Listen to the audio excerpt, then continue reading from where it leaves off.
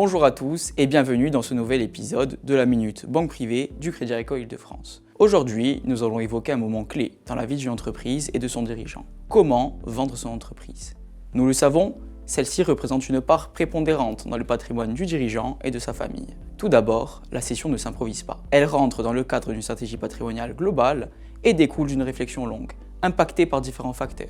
Les premiers sont les motifs personnels tels que la séparation ou le divorce, la volonté de partir à la retraite ou encore la préparation de la transmission de son patrimoine. Autres motifs, les motifs stratégiques tels que la conquête de nouveaux marchés ou encore des investissements importants à réaliser. Et enfin, les motifs d'opportunisme comme une belle offre mais également une conjoncture particulièrement favorable.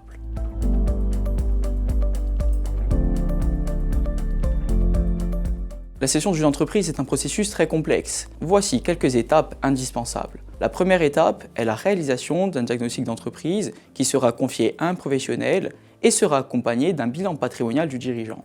Ces deux démarches seront effectuées environ 18 à 24 mois avant la cession. La seconde étape est la valorisation des parts de l'entreprise qui sera effectuée environ 12 mois avant la cession et servira ensuite de base de discussion avec le ou les repreneurs potentiels. La troisième étape n'est autre que la sélection du ou des repreneurs et enfin la dernière, la négociation et la conclusion de la vente.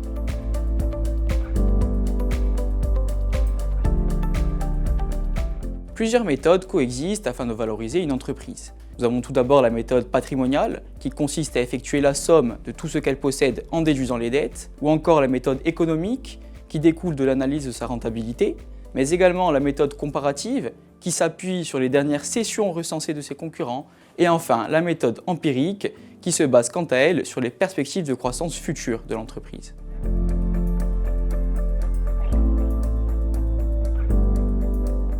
Cependant, certains pièges et erreurs peuvent se dresser sur le chemin de la cession. Tout d'abord, la précipitation, avec le risque de céder à un prix inférieur à sa valeur, ou encore de négliger certains aspects juridiques. Autre élément, l'absence de sélectivité du ou des repreneurs. En effet, la première offre n'est pas toujours la bonne.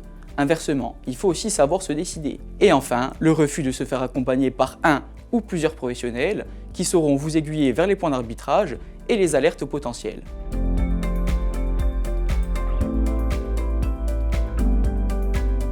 Nos équipes d'experts sont à vos côtés afin de vous éclairer sur les différentes options possibles, mais également leurs incidences, en matière juridique, financière ou fiscale. N'hésitez pas à contacter votre banquier privé qui saura vous accompagner et vous orienter vers les meilleures solutions.